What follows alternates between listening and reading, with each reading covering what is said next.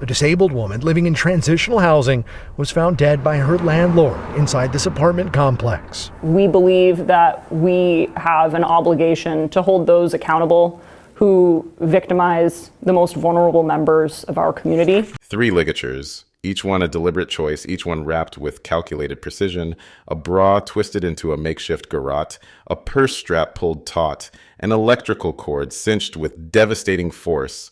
On a cold February morning in 1989, these ordinary items became weapons, transforming a modest apartment on Hoyt Avenue into a killing ground. The murderer left behind more than just a body. He left behind his signature, written in violence across MaryAnn Daniels' neck. For 36 years, her killer walked free.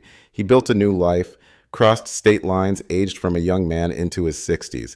Perhaps he thought time would bury his sins, that the passing decades would erase what he'd done to that disabled woman in that small apartment in Everett, Washington. Perhaps he grew comfortable in his freedom, confident that his secret would never surface. But on a quiet evening in a Las Vegas bar in 2025, as he casually sipped from a beer bottle, he had no idea he was about to write the final chapter of a decades-old murder mystery. He didn't know that his 36 years of freedom were about to end. But before we dive deeper into the mystery, I'd like to ask you a small favor.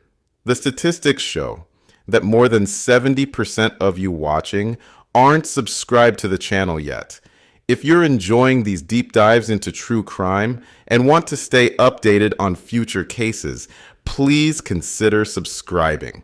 It really helps the channel grow and ensure you don't miss out on any new videos.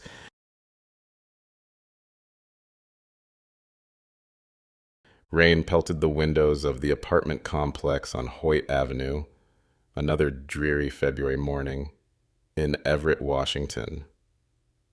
The landlord checked his watch, 10:15 a.m., rent collection day. He'd done this hundreds of times before, climbing these same stairs, knocking on these same doors. But something felt different as he approached apartment 2B. The air seemed heavier, charged with an unseen tension. His knuckles rapped against MaryAnn Daniels' door. No response. He tried again, harder this time. The hollow echo of his knocking reverberated through the hallway, but the apartment remained silent. MaryAnn was usually home at this hour. Her disability made it difficult for her to go out often, especially in weather like this. The spare key felt cold in his hand as he slipped it into the lock. The door creaked open, revealing a slice of the dimly lit interior. "Ms. Daniels?" His voice wavered slightly as he stepped inside. The apartment was still, unnaturally so. A coffee cup sat on the kitchen counter, half empty and long cold. A newspaper lay scattered across the floor, its pages disturbed by some violent movement. Then he saw her. MaryAnn's body lay twisted on the living room floor, her face frozen in a final expression of terror. The ligatures around her neck told the story of her final moments. A brutal struggle against an assailant who had shown no mercy. The bra, purse strap, and electrical cord were wound so tightly they had carved deep furrows into her skin. The scene spoke of rage, of terrible intimacy. Furniture had been overturned in the struggle. A small side table knocked askew. A lamp toppled, its shade crumpled. But there were no broken windows, no splintered door frame, no signs of forced entry. Whoever had done this hadn't broken in. They had been invited, or they had a key. The landlord backed away, his trembling fingers already pulling out his phone to dial 911. Within minutes, sirens pierced the morning silence. Squad cars converged on the building, their red and blue lights painting the rain-slicked streets in alternating bands of color. As uniformed officers secured the scene, detectives began the meticulous process of documenting every detail, knowing that somewhere in this apartment lay the key to finding a killer. They had no way of knowing it would take 36 years to turn that key. MaryAnn Daniels wasn't just a statistic, another name in a case file. At 33, she was a woman fighting to build a life despite the challenges life had dealt her. Her small apartment on Hoyt Avenue wasn't much, but to her, it represented independence. a chance to live on her own terms despite her disability. Those who knew her described a quiet resilience. She wasn't the type to complain about her circumstances, even though her physical limitations made everyday tasks a constant struggle. The transitional housing complex where she lived wasn't in the best part of Everett, but it was what she could afford on her disability benefits. She made the best of it, keeping her apartment tidy, paying her rent on time, and mostly keeping to herself. Her neighbors would later tell police that she was the kind of person who'd smile and nod in passing, but rarely stop to chat. Not unfriendly, just private. She had her routine: morning coffee by the window, occasional visits from social workers, quiet evenings spent reading or watching TV. The sound of her television was often the only sign that someone lived in apartment 2B. But MaryAnn had dreams beyond that small apartment. She'd been saving what little she could, hoping to eventually move to a better neighborhood. She kept a small notebook where she'd jot down potential apartments, circling ones that seemed promising. That notebook was found on her kitchen table the day she was murdered, open to a page full of circled listings she'd never get to visit. Her life wasn't remarkable in the way society often measures success, but it was a life lived with dignity, with quiet determination, with hope for better days ahead.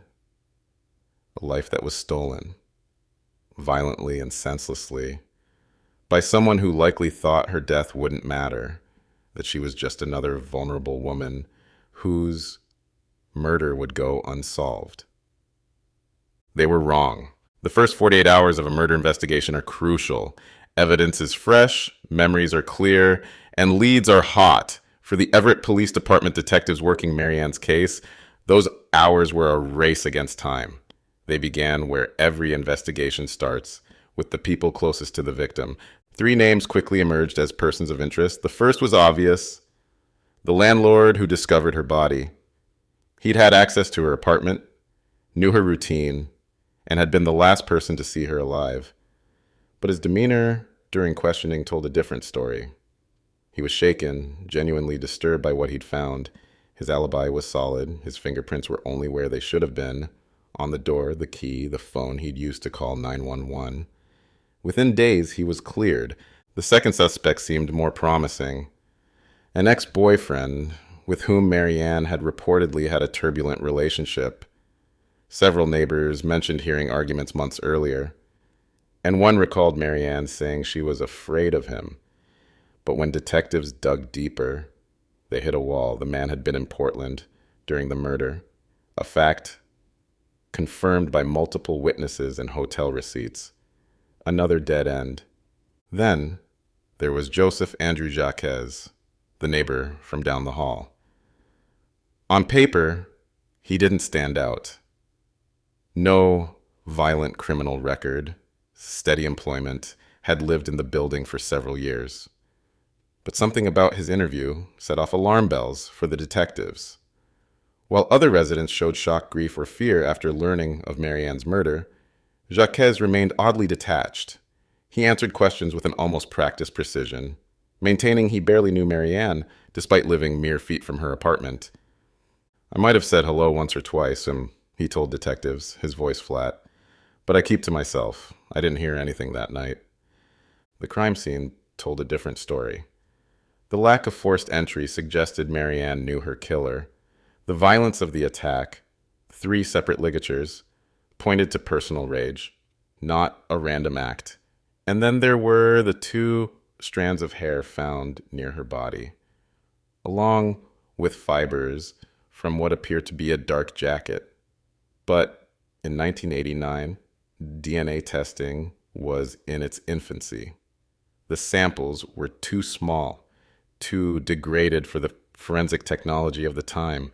Detectives knew they were missing something. The evidence was there, tantalizingly close, but just out of reach. They brought Jacques in for further questioning, but without physical evidence linking him to the crime, they couldn't hold him. He stuck to his story, never wavering, never showing a crack in his carefully constructed veneer of innocence.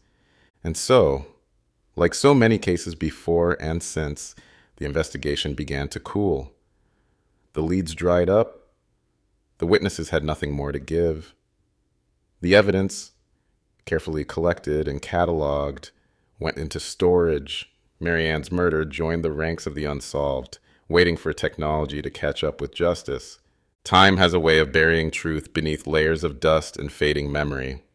As the 1990s dawned, MaryAnn's case file was quietly shelved among hundreds of others in the Everett Police Department's cold case storage.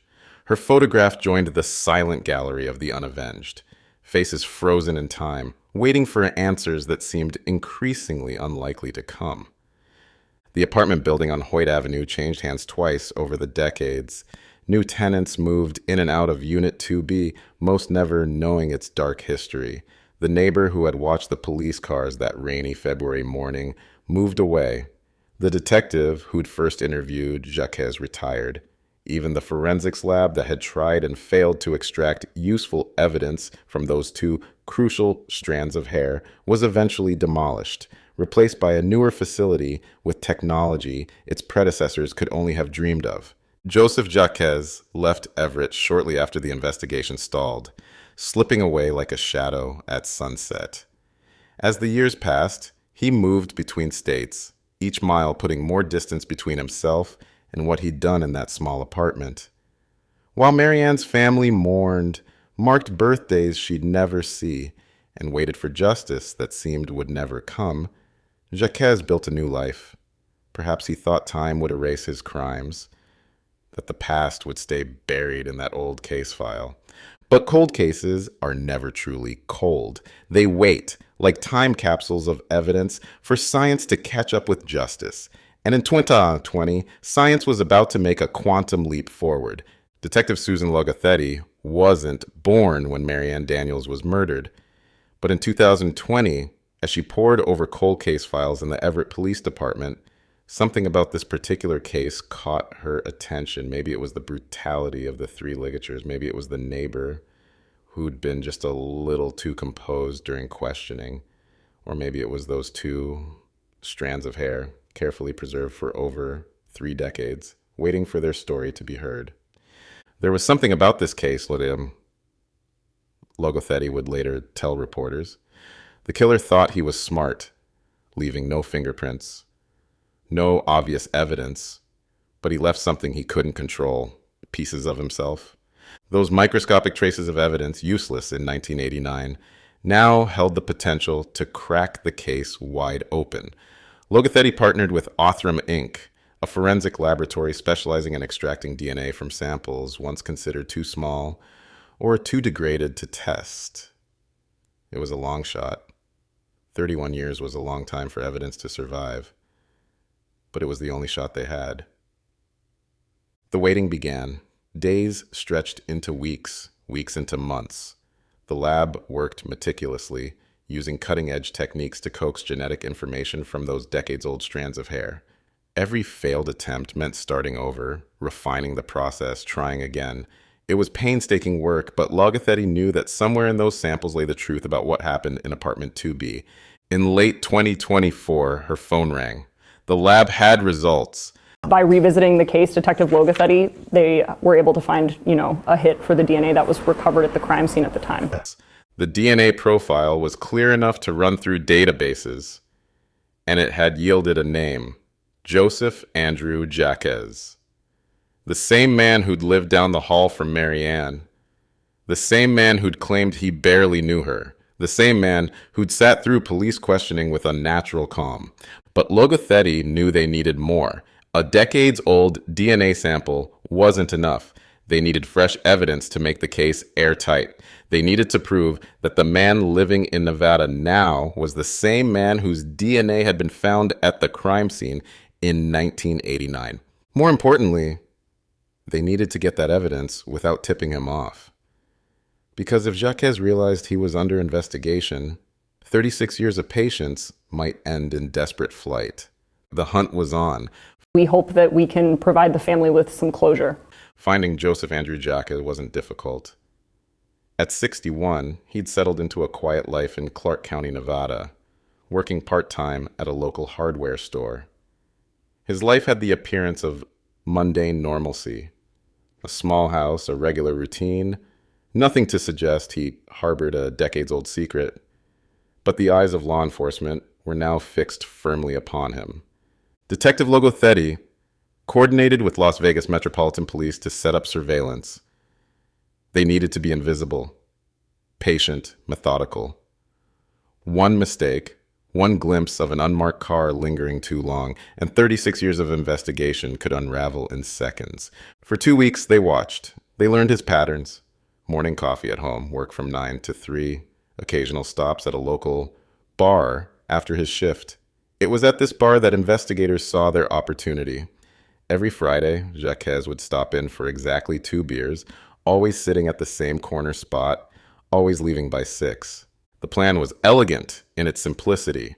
No elaborate sting operation, no dramatic confrontation, just wait for him to finish his drink, pick up the bottle, and let science do the rest.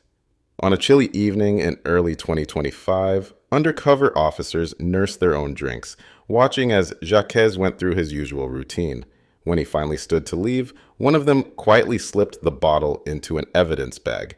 3 days later, the lab results came back. The DNA from the beer bottle was a perfect match to the profile extracted from those strands of hair found in MaryAnn's apartment. The same hands that had wrapped those ligatures around her neck had held that beer bottle just days ago. They had him. Now came the most delicate part of the operation, bringing him in without giving him any chance to run. 3 decades of freedom were about to end, and they couldn't risk Jacques slipping away in the final moments. Dawn broke over Clark County on January 5th, 2025. Jacques emerged from his house at exactly 8:45 a.m., just as he did every morning. But today was different. Today, his routine would be interrupted by the past he thought he buried. As he reached for his car door, a voice cut through the morning silence. Joseph Andrew Jacques. He turned to find himself surrounded by officers, their weapons drawn but lowered. There was no dramatic chase, no desperate attempt to flee. Instead, something far more chilling occurred. He simply stood there, face blank, as if he'd been expecting this moment for 36 years. We're investigating the 1989 murder of MaryAnn Daniels, Detective Logothetti stated, studying his reaction, but Jacques' face remained an emotionless mask. As officers cuffed him, he didn't protest, didn't proclaim his innocence, didn't ask why they were arresting him. He knew why. Inside the interrogation room at Las Vegas Metropolitan Police Department, detectives laid out their case. The hair strands from the crime scene. The DNA match from the beer bottle. 36 years of running had ended with a single drink at his favorite bar. Still, Jacques said nothing. His silence spoke volumes. Not of innocence, but of a man who'd carried his guilt for so long it had become part of him. He was charged with first-degree murder and held without bail, awaiting extradition to Washington state. For MaryAnn's family, the arrest brought bittersweet closure. The killer had been caught, but he'd lived free for nearly 4 decades, while their loved one lay cold in her grave. Justice had been delayed, but it hadn't been denied. Time doesn't heal all wounds. Sometimes it just preserves them, waiting for justice to catch up. For 36 years, Joseph Jacques carried the weight of his secret, believing the past would stay buried in that small apartment on Hoyt Avenue. But MaryAnn Daniels' story refused to end in that rain-soaked February of 1989. Her case reminds us that no killer can truly outrun their crimes, that even decades of silence can be broken by the smallest traces of evidence. But questions still linger. What drove Jacques to maintain his silence for so long? During those 36 years of freedom, were there other victims whose cases remain unsolved? Did he choose MaryAnn at random? Or was there more to their neighbor relationship than anyone knew? Share your theories in the comments below. If this case intrigued you, make sure to subscribe for more deep dives into solved cold cases that remind us justice never sleeps. It just waits for its moment.